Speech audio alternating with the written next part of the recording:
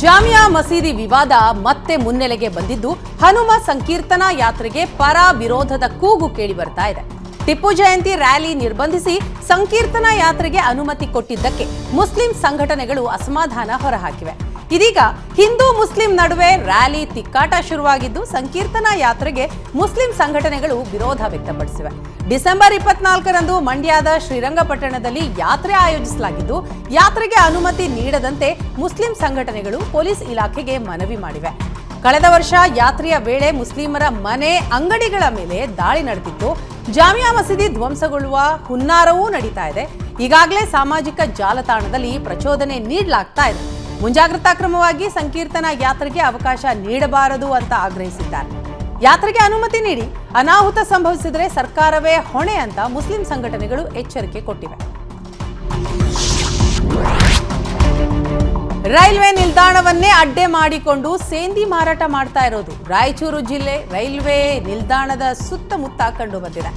ಮಹಿಳೆಯರು ಹಾಗೂ ಚಿಕ್ಕ ಮಕ್ಕಳೇ ಸೇಂದಿ ದಂಧೆಯಲ್ಲಿ ಭಾಗಿಯಾಗಿರೋದು ಪೊಲೀಸರನ್ನೇ ದಂಗುಬಡಿಸಿದೆ. ಖಚಿತ ಮಾಹಿತಿಯ ಮೇರೆಗೆ ಅಬಕಾರಿ ಪೊಲೀಸರು ಮಹಿಳಾ ಮತ್ತು ಮಕ್ಕಳ ಕಲ್ಯಾಣ ಇಲಾಖೆ ಸಿಬ್ಬಂದಿಯಿಂದ ದಾಳಿ ನಡೆಸಿದ್ರು. ದಾಳಿಯ ವೇಳೆ 70 ಲೀಟರ್ ಕಲಬೆರಕೆ ಹಾಗೂ ವಿಷಪೂರಿತ ಸೇಂದಿ ಜಪ್ತಿ ಮಾಡಿದ್ದಾರೆ. ಸೇಂದಿ ದಂಧೆ ನಡೆಸಿದ 2 ಮಹಿಳೆಯರು ಮತ್ತು ಓರ್ವ ವ್ಯಕ್ತಿಯನ್ನ ಬಂಧಿಸಲಾಗಿದ್ದು ಬಂಧಿತರನ್ನ ಗೀತಾ ಗೋವಿಂದರಾಜ್, ಈರಮ್ಮ ಹಾಗೂ ಮುರಳಿ ಅಂತ ಗುರುತಿಸಲಾಗಿದೆ. ಆರೋಪಿ ಗೀತಾ 3 ಮಕ್ಕಳನ್ನ ಇಟ್ಕೊಂಡು ಸೇಂದಿ ದಂಧೆ ನಡೆಸ್ತಾ ಇದ್ಲು. ಇದೀಗ ಆರೋಪಿ ಗೀತಾ ಗೋವಿಂದರಾಜ್ ಜೊತೆಗೆ 3 ಮಕ್ಕಳನ್ನು ವಶಕ್ಕೆ ಪಡೆಯಲಾಗಿದೆ.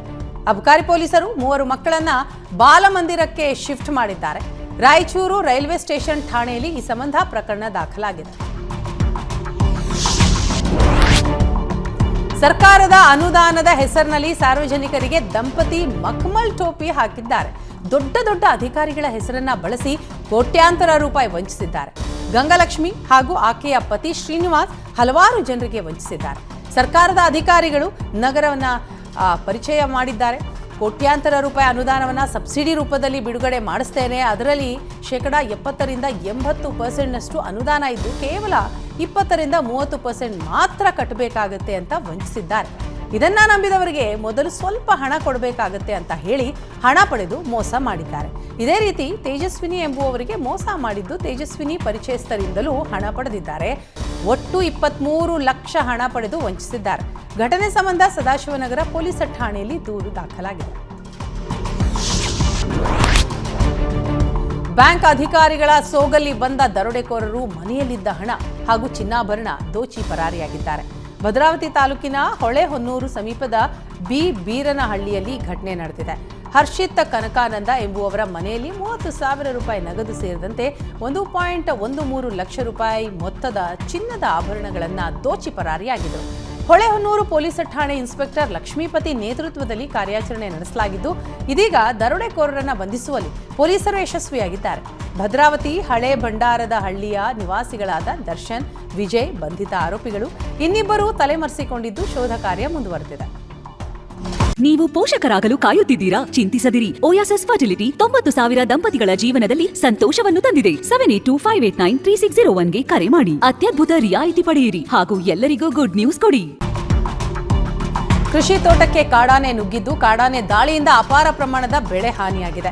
ತೋಟದಲ್ಲಿ ಬೆಳೆದ ಅಡಿಕೆ, ತೆಂಗು, ಬಾಳೆ ಗಿಡಗಳನ್ನು ನಾಶ ಮಾಡಿಸಿದೆ. ದಕ್ಷಿಣ ಕನ್ನಡ ಜಿಲ್ಲೆಯ ಪುತ್ತೂರು ತಾಲೂಕಿನ ಪೆರ್ನಾಜೆ ಎಂಬಲ್ಲಿ ಘಟನೆ ನಡೆದಿದೆ. ಕಾಡಾನೆ ದಾಳಿಯಿಂದ ರೈತರಲ್ಲಿ ಆತಂಕ ಮನೆ ಮಾಡಿದೆ. ಸ್ಥಳಕ್ಕೆ ಅರಣ್ಯ ಇಲಾಖೆ ಅಧಿಕಾರಿಗಳು ಹಾಗೂ ಕಂದಾಯ ಅಧಿಕಾರಿಗಳು ಭೇಟಿ ಕೊಟ್ಟು ಪರಿಶೀಲನೆ ನಡೆಸಿದರು. ಇಯರ್ ಎಂಡ್ನಲ್ಲಿ ಡ್ರಿಂಕ್ ಅಂಡ್ ಡ್ರೈವ್ ಹೆಚ್ಚಾಗುವ ಹಿನ್ನೆಲೆ ಟ್ರಾಫಿಕ್ ಪೊಲೀಸರು ವಾಹನಗಳ ತಪಾಸಣೆಯನ್ನು ತೀವ್ರಗೊಳಿಸಿದ್ದಾರೆ. ನಗರದಲ್ಲಿ ಸಂಚಾರಿ ಪೊಲೀಸರು ತಡರಾತ್ರಿ ಡ್ರಿಂಕ್ ಅಂಡ್ ಡ್ರೈವ್ ವಿಶೇಷ ಕಾರ್ಯಾಚರಣೆ ನಡೆಸ್ತಾ ಇದ್ರು. ತಡರಾತ್ರಿ 2804 ವಾಹನಗಳನ್ನು ಚೆಕ್ ಮಾಡಿದ ಬೆಂಗಳೂರು ಟ್ರಾಫಿಕ್ ಪೊಲೀಸರು 75 ಕೇಸ್ಗಳನ್ನು ದಾಖಲಿಸಿದ್ದಾರೆ. ಹೊಸ ವರ್ಷದವರೆಗೂ ಪೊಲೀಸರು ಈ ಕಾರ್ಯಾಚರಣೆಯನ್ನು ಮುಂದುವರಿಸಲಿದ್ದಾರೆ. ಪತ್ನಿಯಿಂದ ವಿಚ್ಛೇದನ ಕೋರಿ ನ್ಯಾಯಾಲಯದ ವಿಚಾರಣೆಗೆ ಹಾಜರಾಗಿದ್ದ ಪತಿಯ ಮೇಲೆ ಪತ್ನಿ ಹಾಗೂ ಪೋಷಕರು ಹಲ್ಲೆ ಮಾಡಿದ್ದಾರೆ.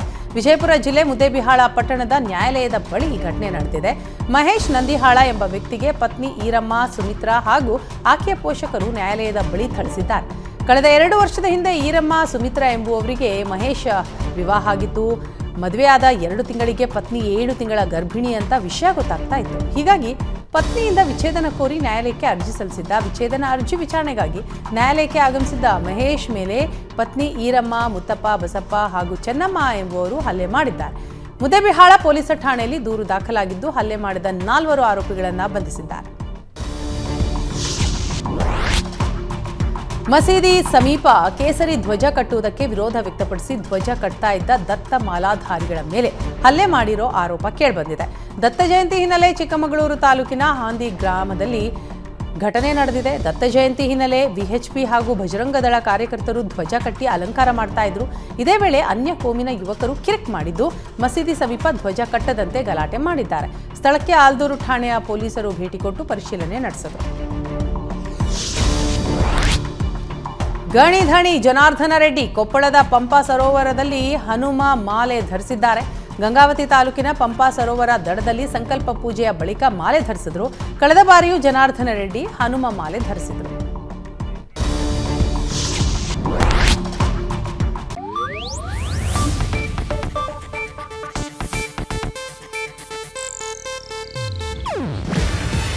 ಇದು ಏಷ್ಯಾನೆಟ್ ನ್ಯೂಸ್ ನೆಟ್ವರ್ಕ್ ಪ್ರಸ್ತುತಿ.